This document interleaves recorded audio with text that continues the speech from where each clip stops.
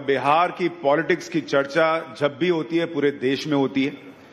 इस बार बिहार में कौन तेजस्वी नेता है जिस पे पब्लिक का भरोसा है, किसके चिराग तले अंधेरा है, और नीतीश कुमार क्या फिर मुख्यमंत्री बनेंगे नहीं बनेंगे, बिहार में क्या होने वाला है। आज इस पर बात करने के लिए हमारे साथ बिहार के डैशिंग डायनेमिक नेता जो कि केंद्रीय मंत्री भी हैं, मोदी जी के हनुमान भी हैं, चिराग पासवान हमारे साथ हैं। चिराग भाई बहुत बहुत स्वागत है आपका। थैंक यू भाई, बहुत बहुत धन्यवाद। नमस्कार आप सभी को। एक तो पहले ये बताइए, आप हर वक्त इतना डैशिंग कैसे लगते हैं, मतलब ये कैसा हुआ? नहीं, नेताओं को अमूमन देखा थोड़ा भाग दौड़ में इधर उधर हो जाता है मामला, लेकिन आपका अंदर का एक्टर अभी जिंदा है कि मुझे लगता है जब आप एंजॉय करते हैं ना अपने काम को, और इस बात को मैंने हमेशा कहा है कई बार when I go to the colleges and I interact with the younger lot, मैं उनको यही बोलता हूँ, if your passion becomes your profession nothing like it. Having said it, yes मेरे ऊपर नेपो किड के आरोप लगते हैं, बट हकीकत है शायद अगर मैं नेपो किड नहीं भी होता तो भी राजनीति में मैं आता, बिकॉज यहाँ पे जो संतुष्टि मिलती है काम करके, वो मुझे लगता है चेहरे पे एक खुशी, एक ग्लो लेकर आती है।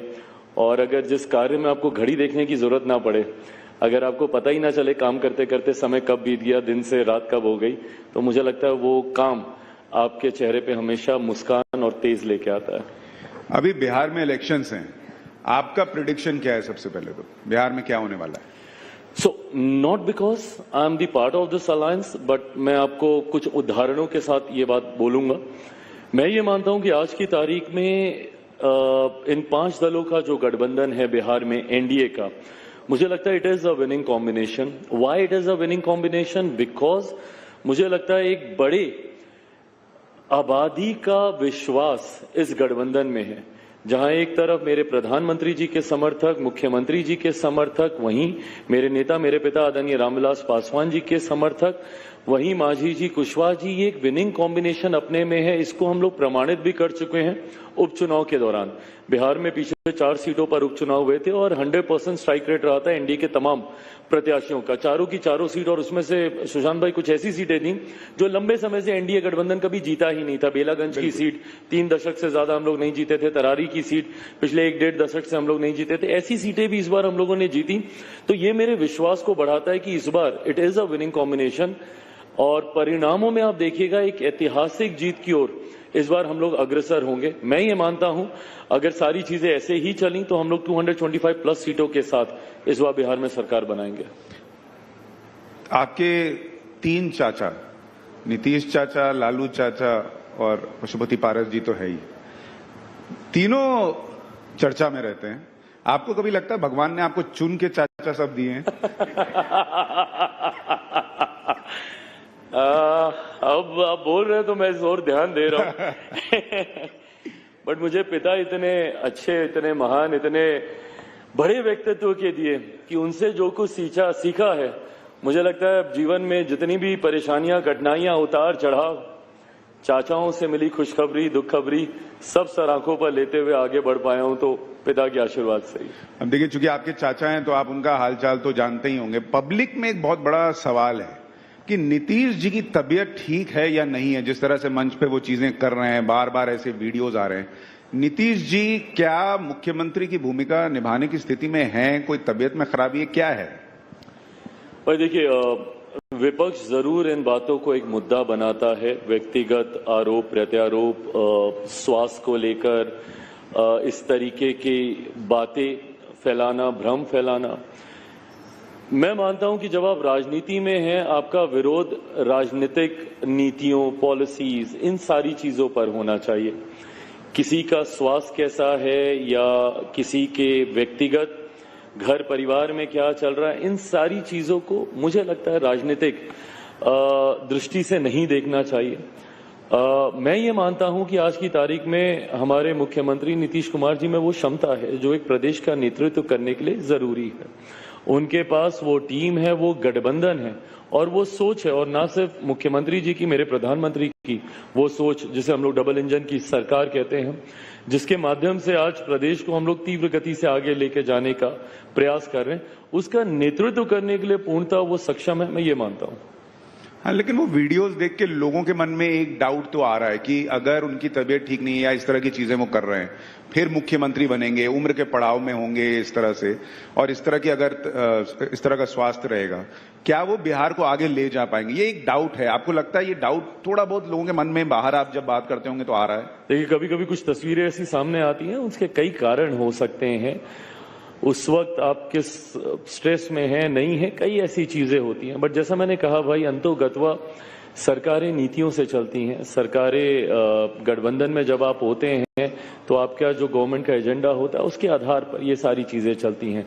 ऐसे में किसी व्यक्ति विशेष, मैं मान रहा हूं जिस व्यक्ति विशेष का जिक्र कर रहे हैं वो मुख्यमंत्री हैं, वो नेतृत्व कर रहे हैं हमारे गठबंधन का, हमारी सरकार का। पर मैंने पुनः मैं इस बात को मैं कहूंगा कि व्यक्तिगत आरोप पे ध्यान देने की बजाय नीति पर अगर आप सवाल उठाएंगे तो उसके प्रश्नों के जवाब, मुझे लगता है राजनीतिक परिप्रेक्ष्य में जब आप चर्चा करें तो सवाल उस पे होने चाहिए। देखिए, एक चीज तो आपकी अच्छी है, जब जिस टीम से खेल रहे हैं पूरा डेडिकेशन रहता है। एक जमाने में आप कहते थे कि नीतीश जी को खत्म कर दूंगा, आज आप कह रहे हैं कि भाई नीतीश जी के नेतृत्व में चलना नहीं चाहिए। तो बिल्कुल सही आप कह रहे हैं भाई। मेरे पास ये विकल्प है ना कि मैं गठबंधन से बाहर हो सकता हूं। मैंने 2020 में इस विकल्प को चुना भी। उस वक्त मुझे ये इजाजत नहीं दी जाती थी गठबंधन के साथ होने के बावजूद कि मैं गठबंधन के भीतर अपनी बातों को रख सकूं या मेरी बातों को सुना जाए। वो जो तवज्जो मिलना चाहिए वो नहीं मिलता था गठबंधन के भीतर। ये मैं 2019 लोकसभा चुनाव के ठीक बाद की मैं बात कर रहा हूं। उस वक्त मेरे नेता, मेरे पिता आदरणीय रामविलास पासवान जी भी थे, पर उनके निधन के तुरंत बाद ऐसी परिस्थितियां बनी जहां पे गठबंधन में ही मुझे कॉर्नर किया जाने लगा। उस वक्त भी मेरे पास विकल्प था, या तो मैं गठबंधन के भीतर ही रहता और कुछ ना कुछ मीन मेक निकालता रहता, अपने दुख को या अपनी भड़ास को निकालता कुछ ना कुछ बोल के, ये था। या फिर बहुत सम्मानजनक तरीके से मैंने अपने आप को गठबंधन से बाहर किया। 2020 का विधानसभा का चुनाव मैंने अकेले लड़ा। मेरे प्रधानमंत्री पर मेरी अटूट आस्था है, उनके सामने मैं चुनाव लड़ नहीं सकता था, भाजपा के सामने मैंने प्रत्याशी उतारे नहीं, और अपने आप को गठबंधन से अलग कर मैंने वो चुनाव लड़ा। आज जब पुनः भारतीय जनता पार्टी ने ये फैसला लिया, मेरी उस वक्त प्रधानमंत्री जी से, आदरणीय केंद्रीय गृह मंत्री जी से और भाजपा के राष्ट्रीय अध्यक्ष जेपी नड्डा जी से भी इन तमाम बातों को लेकर बातचीत हुई थी जब मुख्यमंत्री जी वापस गठबंधन का हिस्सा बने थे। और उस वक्त इस बात को उसी वक्त स्पष्ट कर दिया गया था कि कोई मतलब नहीं है कि मैं गठबंधन के भीतर रहकर मैं मीन मेक निकालता रहूं। अगर मैं गठबंधन के भीतर हूं, कोई ऐतराज भी होगा तो गठबंधन के भीतर उसकी बातचीत की जाएगी, ना कि सार्वजनिक मंच पर गठबंधन को आप एम्बेरस करेंगे।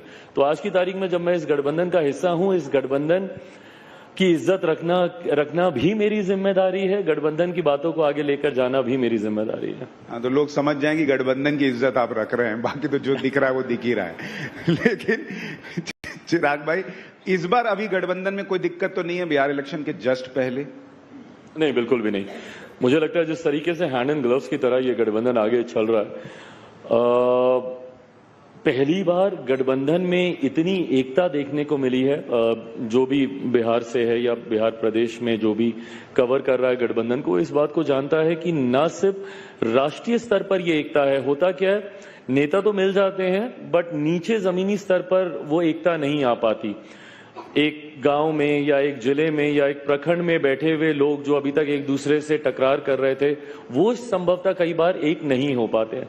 तो इस बार गठबंधन के द्वारा ये एक्स्ट्रा एफर्ट्स लगाए गए कि जिले स्तर तक ही नहीं, बूथ स्तर तक भी ये एकता उतनी मजबूत हो।